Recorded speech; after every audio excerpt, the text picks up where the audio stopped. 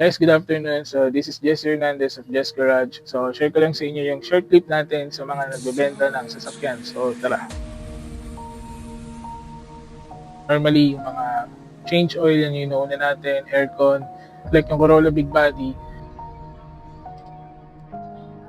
Nakuha ko yung talagang all stock, matagal hindi nagamit. So, pinarehistro natin, pinayos na natin yung mga pang-ilalim, tapos engine detail, pinalowered natin, nilagyan natin ng roof rack, carrier. Kumbaga, sinet up natin siya para yung makakabili is, kumbaga, medyo safe din kapag ginamit.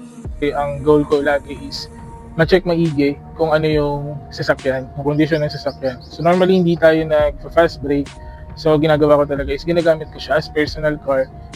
Kumbaga yung goal natin is yung safety lagi ng customer. Experience na tayo. Nagtatanong pa rin or nagko-consult pa rin tayo sa mga veterano, especially sa mga papers. Although sa mga engine or sa loob, pag na-check ko, alam ko na kung okay o hindi.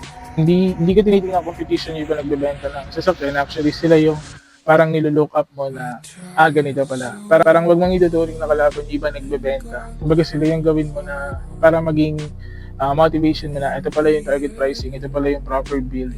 So, meron kami tinatawag na break even. Yun yung talagang halos balikpunan. May negative din, mangyayari talaga. Walang perfect eh. Usually, hindi ako nag-aim ng price agad na ito yung kikitain mo pagkuha mo ng unit. Lagi mong i-adjust is magkano muna yung gagastusin mo bago ibenta yung unit. Kasi minsan na sa mga nagsisimula, sabi ko na ito yung halaga, parang target ko ganito ko siya ibibenta. So, which is mali. Lang muna yung dapat i-budget mo pang paggawa ng sasakyan para pag binenta mo siya is meron ka pang leeway or meron ka pa na allowance dun sa bracket ng price na nakuha mo siya. So, this is Jesse Hernandez of Jess Garage.